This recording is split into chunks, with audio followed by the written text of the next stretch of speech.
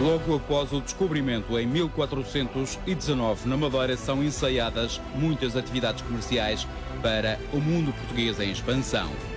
A mando do infante Dom Henrique e por volta de 1433, a cana-de-açúcar é experimentada na ilha. A cana sacarina teve um papel preponderante aqui na zona sul, principalmente da ilha. O açúcar transforma-se num negócio de sucesso. Contribui para o enriquecimento dos proprietários de terras e engenhos. Essas pessoas, mercadores que constituíram alguma riqueza, começaram rapidamente a construir os seus solares com capelas anexas. No concelho da Calheta persistem nos dias de hoje as marcas do produto que ficou conhecido como o ouro branco. O negócio permitiu construir capelas e igrejas que são autênticos tesouros.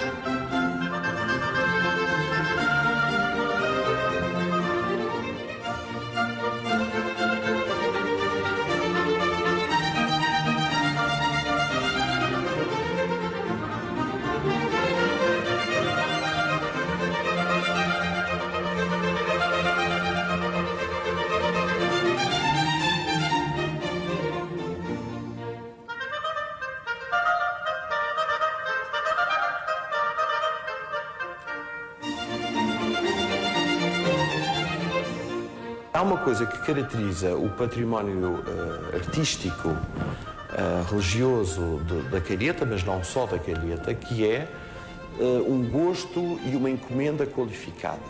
As coisas são adquiridas através de intermediários em Lisboa ou mesmo já na Flandres, a grandes oficinas.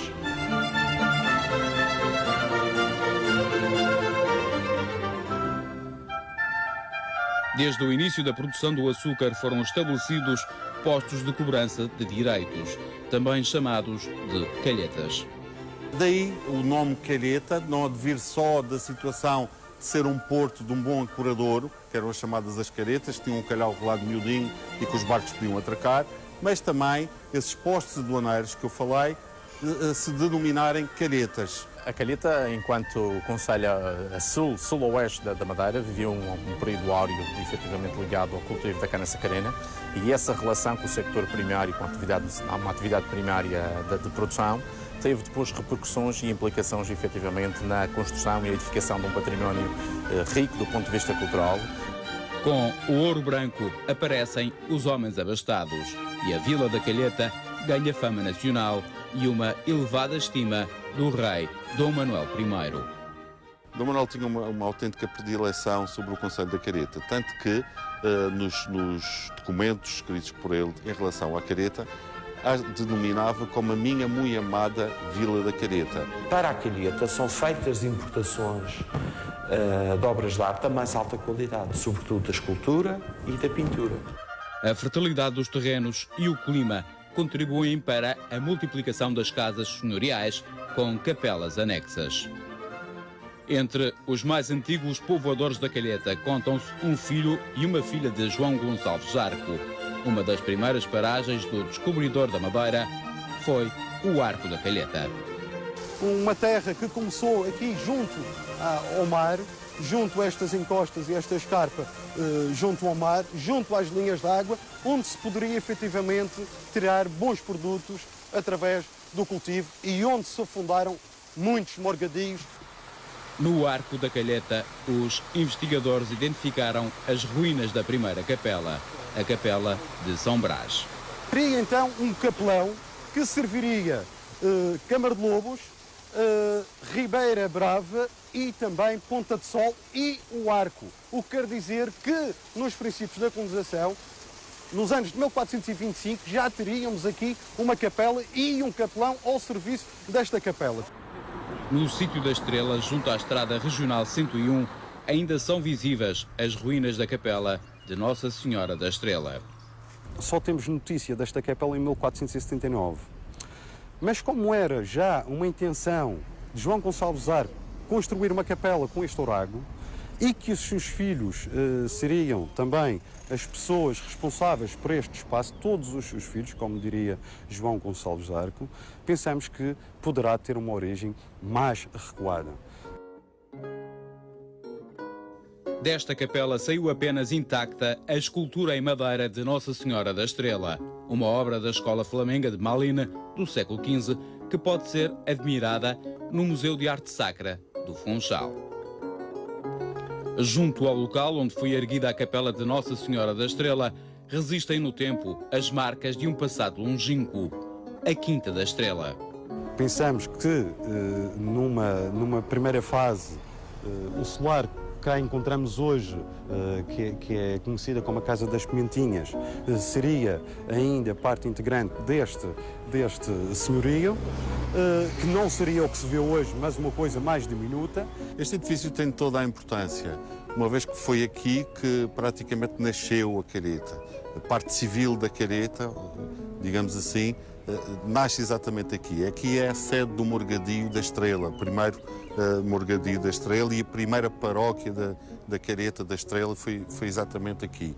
Esta casa que nós estamos a ver aqui ao meu lado é uma casa que estava anexa à Capela do Espírito Santo, a primitiva Capela do Espírito Santo, traçada pela mão de João Gonçalves Jarco, e que depois veio para aqui a sua filha, Beatriz, casa aqui com o Diogo Cabral também, e constroem esta casa. Portanto, estamos a falar de uma casa de fins do século XV e início do século XVI. Num dos quartos do solar encontram-se duas pias de água benta com detalhe manualino e parte de uma lápide tumular. É o que resta no local do espólio da capela de Nossa Senhora da Estrela. Mas a riqueza rural permitiu construir um dos mais importantes templos da Calheta, a Igreja Matriz, também conhecida por Igreja do Espírito Santo. 1512 é a data apontada para o início da sua construção. Esta igreja é complicado estudá-la. E porquê? Porque a nível de documentação, segundo dizem, se perdeu tudo com uma aluvião que existiu em tempos aqui na Vila da Careta. Eu penso que qualquer pessoa que entra neste templo, se estiver atenta aos mais diversos pormenores, vai compreender um pouco o nosso passado e vai compreender um pouco a história deste povo da Calheta. Um povo que sempre se dedicou à agricultura, mas que tinha cá em abundância o famoso ouro branco, o açúcar. É uma igreja com 3 naves, uma nave central que tem um teto em maceira de alfares, trabalhado em alfares. Depois temos as naves laterais que pensamos nós tenha sido já uma coisa reposta já nos 17, 18. E depois temos um magnífico teto de alfares de moçárabe na Capela Mor, que pensamos nós que esteja original. Em relação à sua cor, à policromia, já temos as nossas dúvidas. É uma igreja de enorme interesse patrimonial. Porquê? Porque, como todas as matrizes das viras da costa sul da Ilha da Madeira, tem por modelo ou por arquétipo, assim se quiser, a Sé do Funchal. Portanto, a Sé é uma espécie de construção-mãe à qual todas as outras se ligam por aproximação. A Igreja do Espírito Santo tem um valioso património escultórico.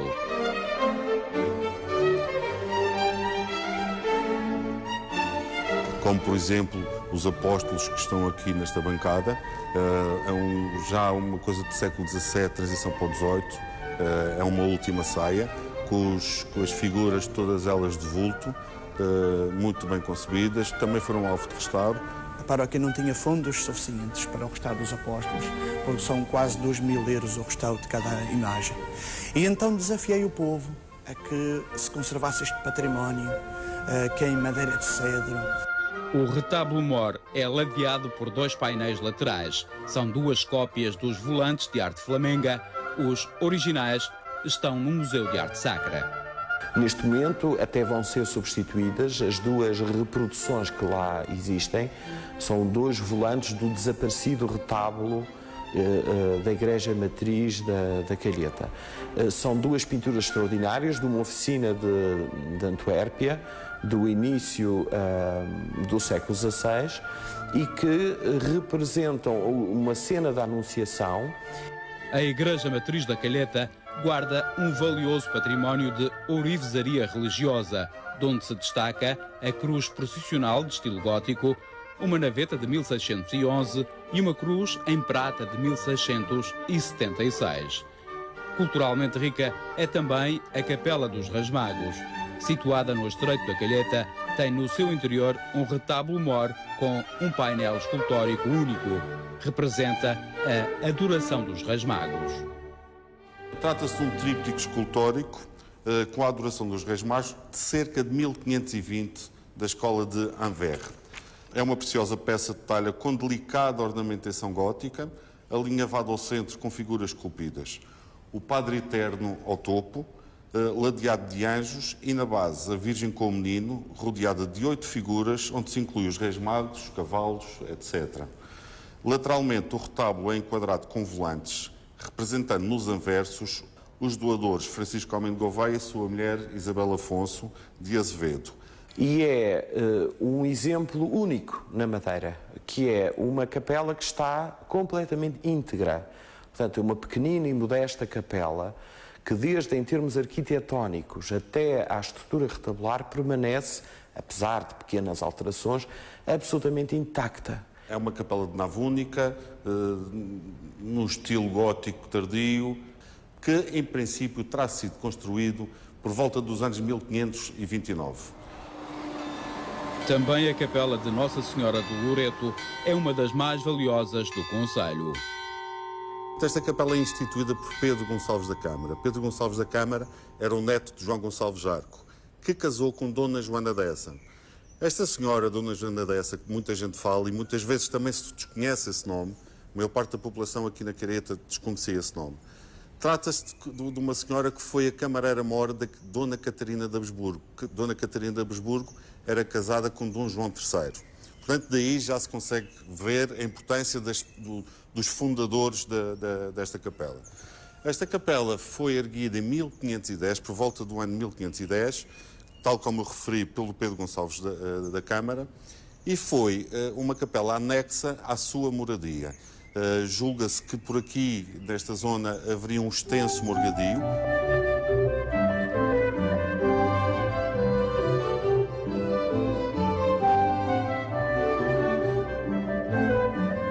Apesar das várias obras de remodelação, a Capela de Nossa Senhora do Loreto mantém as características do estilo manuelino puro, muito raro na Ilha da Madeira. Podemos observar então um arco gótico com trabalhos muito pormenorizados a nível das bases do portal e dos capitais, com os elementos vegetalistas tão característicos da época manuelina e do estilo manuelino. No exterior temos também uma porta magnífica de lavor manuelino em pedra, com um trilobado e depois a cercar um arco canopial muito bem executado e com inscrições góticas. Depois destacamos também uma pia de água benta em mármore, já com um estilo renascentista, que se julga que tenha vindo para aqui por volta de 1530.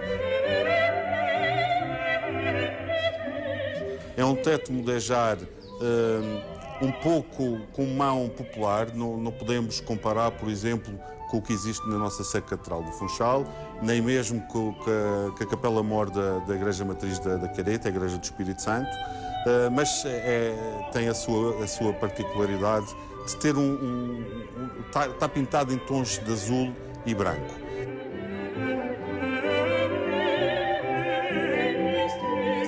O estado de conservação da Capela do Loreto contrasta com o estado da Capela de Santa Apolónia, no sítio de São Sebastião. Em ruínas desde 1921, a ermida pode remontar aos finais do século XVI. Não sabemos a data da sua edificação, não temos qualquer documentação acerca da mesma, o que conviria no futuro fazer uma intervenção arqueológica para vermos relativamente a que datação ela pertence através dessa cultura material que fosse exumada então do solo e do subsolo que ainda persiste e também restos da antiga arquitetura que seria de uma planta simples com a forma quadrangular. Sabemos que existiu aqui uma capela muito antiga dedicada a São Sebastião, onde mais tarde, em cerca de 1640, veio-se a edificar um convento franciscano também com o mesmo nome, Convento de São Sebastião. Produto da importância e da riqueza da terra é também a Capela de São Lourenço, na Fazenda Ovelha. Existe desde 1587. Localizado exatamente no sítio de São Lourenço, onde veio uma família, Afonso Jardim, se fixar e era proprietária da maior parte dos terrenos aqui da zona de São Lourenço, da Fazenda Ovelha. É uma capela de estilo maneirista, já com algumas alterações ao longo dos séculos. No entanto, de destacar uma pia de água benta estilo manuelino, com o seu cordame em volta, com a cruz de Cristo relevada, com algum microdesgaste, mas que ainda consegue ser perceptível. E tem um retábulo já para o barroco, entrado no barroco, com uma pintura com alguma importância, figurando São Lourenço, um óleo sobre tela sobre São Lourenço. O campanário da Capela de São Lourenço tem uma marca peculiar. O sino que hoje chama os fiéis serviu para dar ordens aos marinheiros do Varuna. O Varuna foi um barco que naufragou na zona da Ponta do Pargo, para as Achadas da Cruz.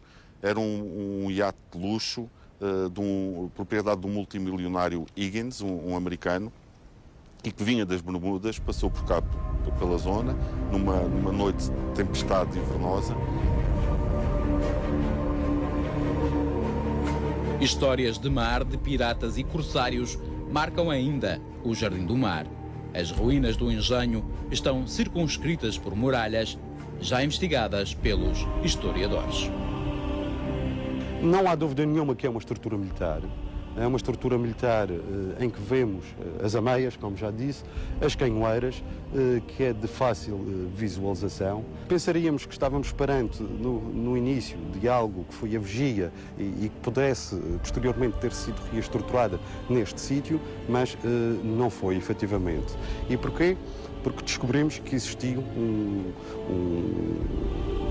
uma pessoa nascente aqui do Jardim do Mar, de seu nome Francisco del Rey, como veio a ser conhecido, acabou por embarcar pelos anos de 1621 na nau Santa Joana, em direção às Índias, ao Oriente, e acaba por permanecer cerca de 14 anos. Mais tarde volta então à sua terra natal.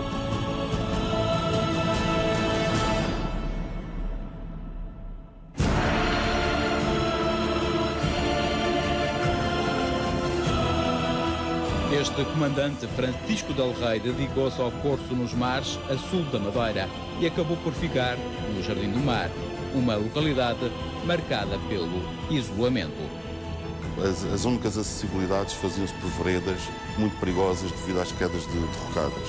Então as pessoas tiveram que viver num espírito de harmonia e de boa convivência entre todos, como se fosse uma autêntica família. E digo isto para falar do Jardim do Mar, porquê? Para falar da igreja. Porque havia uma pequena capela aqui. Entretanto, estava em estado de ruína e acabou por cair. Havia uma pequena ermida, que era Nossa Senhora da Piedade, com sua quinta, que fazia parte do morgadio, instituído pelo Pedro de Couto Cardoso, mas, no entanto, não servia à população totalmente. E houve um senhor, um padre, que passou por cá pelo Jardim do Mar, de seu nome Padre César Martinho Fernandes, que com o seu espírito dinâmico e empreendedor resolve tentar arranjar fundos para construir uma nova igreja. Não houve apoios a nível governamentais e então o que é que ele fez? Socorreu-se da população. É engraçado aqui uma situação particular, que é o facto deste padre ser ele próprio o arquiteto desta igreja, o empreiteiro desta igreja e mestre de obras também desta igreja. Ou seja, ele fez quase tudo em relação aqui a esta igreja. Esta igreja depois acaba por ser benzida em 1907. E há uma situação também que é destacar, que é a nível de estilo. Estamos a falar de um estilo neogótico. No entanto, o padre César, o que é que faz? Vai ao encontro da Catedral de Notre-Dame e tenta, com a sua mão ingênua, não é, criar uma estrutura de pequena dimensão, mas com algumas semelhanças à Catedral de Notre-Dame. Por isso as pessoas aqui chamam que é a nossa mini Notre-Dame. Algumas das ermidas do concelho da Calheta são propriedade particular. É o caso da Capela de Santo António dos Milagres, situada no lombo do Salão e votada ao esquecimento. Esta capela vai servir como exemplo para as gerações futuras daquilo que não se deve fazer ao património. Esta é uma capela particular, datada segundo a inscrição, porque não há documentação, mas segundo a inscrição que tem sobre o arco, é uma capela datada de 1622. Pelo menos uma das fases da construção. Como eu estava a dizer, é uma capela particular e que, no entanto, foi sendo descurada ao longo dos tempos e hoje em dia, infelizmente, está numa situação de quase ruína. O Lombo do Doutor foi também um grande centro de produção agrícola. Esta propriedade viu nascer em 1651 a Capela de São João Batista, da qual pouco mais resta do que as paredes. É uma capela datada de 1651, construída por o capitão Manuel Otoguia, portanto, cavaleiro da Ordem de São Tiago. Ainda no Lombo do Doutor, a Capela Jesus Maria José guarda no seu interior um importante tesouro. Isto é uma capela edificada, muito provavelmente no século XVII, como testemunha a colocação original dos azulejos de padrão polícromo. Em 1708, esta capela foi reconstruída pelo administrador do vínculo, chamado João Andrade Berenguer. É uma capela maneirista, com um arco pleno, arquitravado, com duas gárgulas nos extremos da fachada. A nível do interior, tem algumas coisas que podemos destacar, como, por exemplo, este magnífico retábulo barroco estilo nacional, que urge uma rápida intervenção de conservação do Estado. No litoral do Arco da Calheta, na Fajã do Mar, bem próximo do local onde foi construída a primeira ermida, deparamo-nos com a Capela de Nossa Senhora da Vida, mais um marco histórico da importância económica da localidade. É uma pequena capela maneirista que teve alvará em 1663, dado a Dona Sara Teixeira. Ela, entretanto, sofreu muitas remodelações ao longo dos séculos. Sabemos que no século XIX ela foi toda reerguida, encontrava-se em ruínas. Depois, em 1986, sofre nova intervenção grande e finalmente, em 1997, passa para as mãos do Governo Regional da Madeira. Foi também intervencionada e temos a destacar principalmente os dois altares, o altar principal e o altar lateral, que são em pedra. Muitas das ermidas são ainda influentes locais de culto. Representam a história de um povo que hoje preservar. Se nós construirmos, se nós preservarmos o nosso património, e ele é tão rico nas nossas diferentes freguesias, desde o Arco até à Ponta do Pargo, vamos claramente poder contribuir, por exemplo, para a construção e para a publicação de roteiros temáticos dentro do concelho. Aquilo que me interessa, sobretudo, é perceber como é que nós vamos transformar esse património e essa realidade patrimonial, como é que vamos criar um circuito, como é que vamos dignificar esses espaços, construir um roteiro, agilizar esses roteiros e pô-los a funcionar como memórias vivas dos locais e competirem na diversificação da oferta cultural. O turismo cultural é uma grande oportunidade de desenvolvimento económico das localidades. A criação de roteiros, como este sobre o património religioso da Calheta, é uma janela de oportunidades e uma fonte de inspiração para quem procura conhecimento e lazer em elementos culturais.